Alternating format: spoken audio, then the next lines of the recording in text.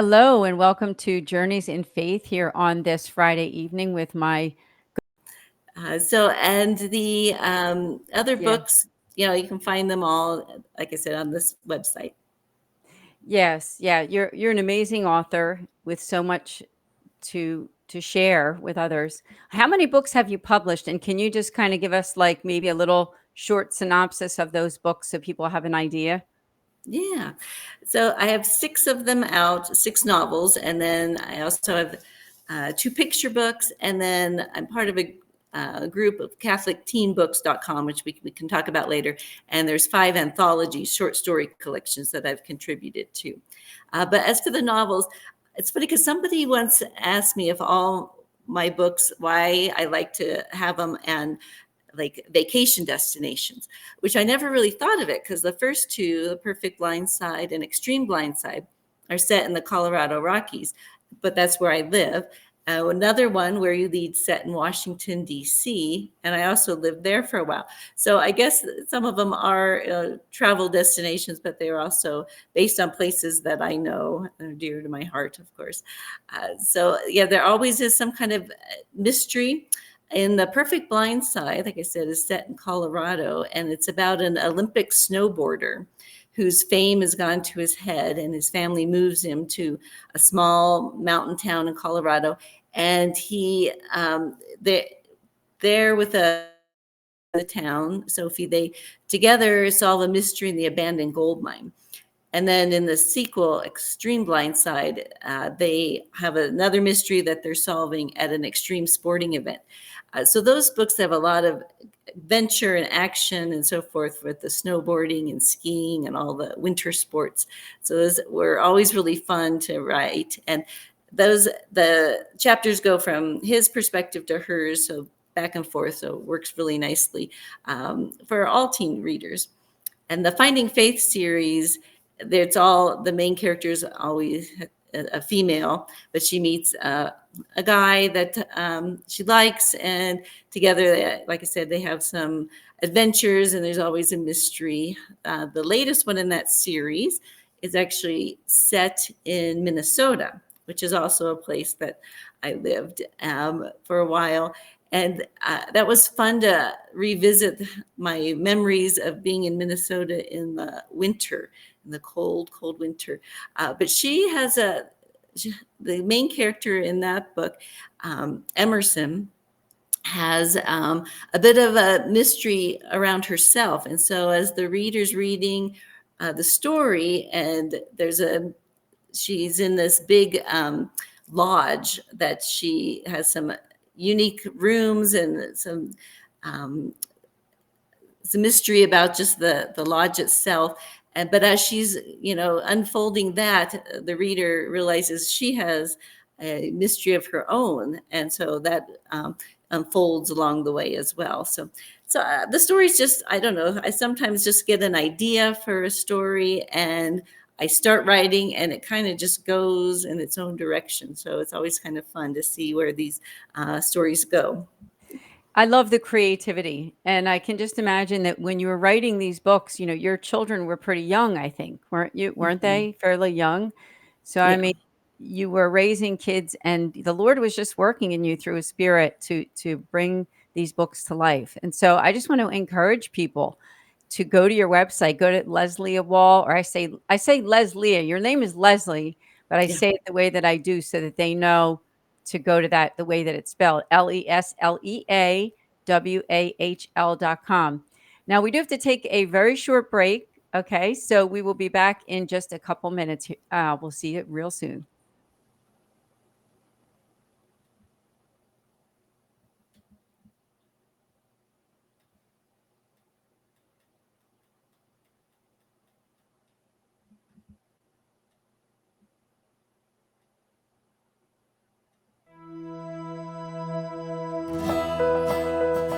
Hello, this is Anne DeSantis. I'm an author and speaker with the Catholic Speakers Organization. To learn about my work and ministry or to book an event, visit the speaking events page at annedesantis.com. Thank you.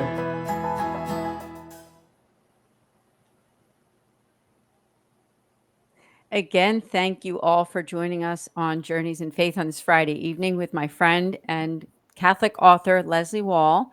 She was talking about some of her books. Now, I'd love you to talk about anything that's coming up for you in the future. I know that you do have another book that's kind of on hold, but will be published probably pretty soon. Did you want to tell us any more about what's going to be happening for you in 2025? Yeah. Well, I always have a few projects in the works. I have two books that are finished, and they're with different publishers. So hopefully they'll be able to find a home soon. And I have a new picture book out, like I said, the Mommy Mix Up. So that one's kind of fun. And yeah, I'm always looking for new projects that to work on, and that I just get inspired by an idea. One of the great things I've lately, as you mentioned, when I started writing, my kids were fairly young, but now they are all adults. And my daughter is a writer and an editor herself. So she is my main editor. But we have a chapter book series that we've been kind of working on together. So I'm hoping sometime that might come together too. But it's just been such a joy. And the writing, I hope that people enjoy it. And like I said, it touches people. But it's just been a blessing for me as well in so many ways. And one of the ways was I mentioned the Catholic teen books. I happened to meet quite a few other authors through this journey of writing that also write for Catholic teens. And so we started our own website. And it's, like I said, catholicteenbooks.com. And at the moment, there's 17 authors on there. And all of our books are vetted. And they're arranged by age appropriateness, and there's parental guidelines. So, and the books are in different genres. So I like to do mystery, but there's historic fiction, there's saint books, there's dystopian, there's all kinds of books. So it's really been a blessing. Those authors have become my friends, but we just all want to work together to provide a place for families and teens to be able to find good fiction that lines up with their values. So that has been one of the best things. And we've, as our group, we had 5 anthologies, which I mentioned. They have their short story collections, and I've helped contribute to each of them. We have one that was called Secrets, Visible and Invisible. And then we had Gifts, Visible and Invisible, which is a Christmas one. And Treasures is all about St. Patrick, a relic of St. Patrick's that gets passed on through each of the stories. Ashes, Visible and Invisible, is a Lenten book.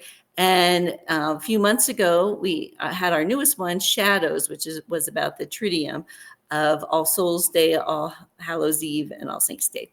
So I don't know. It's just, like I said, I get so much out of this. And I also do a lot of reading of other books. And on my website and on my Instagram page, which is Ministry Through Mystery, I have a lot of reviews of all kinds of Christian and Catholic books. Because, like I said, I struggled finding those books for my family. So that's kind of what I just want to do, is help other people find good books. Yeah, it's great. I mean, when you're talking about all of these different books and authors, I think it's a real treasury for parents. Now, I was a homeschooling parent. My kids are now in their 20s. And I will admittedly say that when my kids were teenagers, I did not know about you. I didn't know you then, and I didn't know about your books. I wish I did, right? Because now my kids are in their mid to late 20s. But I would just want to make a shout out to parents that are watching this podcast to please go to that site, lesliewahl.com and catholicteenbooks.com, and learn more about as I said, these treasury of books for children between the ages, I'm going to say what, maybe 11 to 18. You'd give me the age range. What would you say? Yeah, that's exactly it. Yeah, especially at Catholic Teen Books. And like I said, we have a dip by age. So from, the young middle grade all the way through like college age. And so That's great. anybody should be able to find books that would be of interest to them. And if you think about it, as parents, we're always looking to teach our kids about virtue, to be virtuous people. And it's Mm-hmm. difficult during the teen years. There's a lot of pressure. And my kids were homeschooled. And even being homeschooled, there was still pressure, even though they weren't in the public school system or the private school system. It didn't matter. There was still some kind of peer pressure, right? And so I Um, just think that these books teach them about virtue, kind of like maybe in a little more subtle way, because it's not just, like reading a catechism or a Bible where it's just there's the truth, uh, read it and know it. This is being taught through example, right? Through stories, through exactly. lives of others, through the holy lives of others, young people who are leading good lives. Um, if Mhm. I don't know, would you like to talk a little bit about any testimonials from people who have read your books? I'd love to hear, because I'm sure that there's been some people that have read your books that are, really grateful to you and have learned so much, and their families have grown in faith. Yeah, it's such a good point that, especially, my kids are in their 20s too, and it's getting worse and worse all the time, as we all know. And so it's hard to find that and to fight against this culture that they are in. So but you don't want to be heavy handed because kids, don't want that either. So to find stories that are entertaining but have characters that are Catholic or of Christian faith that also have faced the same dilemmas that they might, they kind of learn different ways or of how to deal with things. And I have heard from some readers that they actually sometimes will read the book at the same time as their kids, or they've done it as like almost a family book club or something. And then they said that it's been a way to introduce and talk about topics with their teens that normally they would like shy away from and not answer. But when it's presented through a fictional story, they're able to like discuss a little bit more without the teens getting upset, and feeling like they're being, lectured or something. So that's been kind of an interesting thing.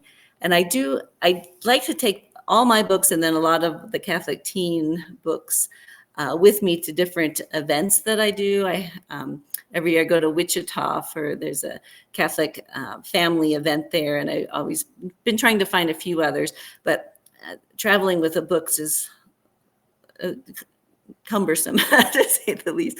And so, but I hope to do a little bit more of that because I just want to spread the news to other families that are searching and longing for something because their kids are just inundated with things that aren't good for them anymore. Oh, I 100% agree with you. And I just thank you so much too for your good work. Now, I believe you're an author, Catholic mom. Am I correct on that? You Yeah, also write I art, do write reviews articles. So there. that's something we have in common. So Yeah. also, please do just Google Leslie's name and then Catholic mom, and then you can read some of her great articles on Catholic Mom website too. So this has been great. It's so wonderful to catch up with you. I mean, when I have people like you that are like these like recurring guests and things, like we become friends. It's not just Mhm. about like, making the podcast. This is a way for us to kind of catch up and let our audience know what people like Leslie and even myself sometimes what we're doing. So I just thank you so much for joining me, Leslie. This has been great. Oh, again, thank you so much for having me on. And it is a blessing to get to know so many people in the, Catholic writers world. It's just been, like I said, a blessing to me. I had no idea I would gain so much from it all. That's right. We're one big community of faith, and especially as Catholic moms, we're raising kids together. Maybe I've now become a grandparent too, and that's kind of that next step, right? That's that Mhm. next level. But Leslie, again, thank you. Oh, thanks so much again for having me. God bless. And we will see all of you here next time. Now we're the first and third Friday of every month at 8:30 p.m. Eastern Time on the Anne DeSantis YouTube channel. See you then.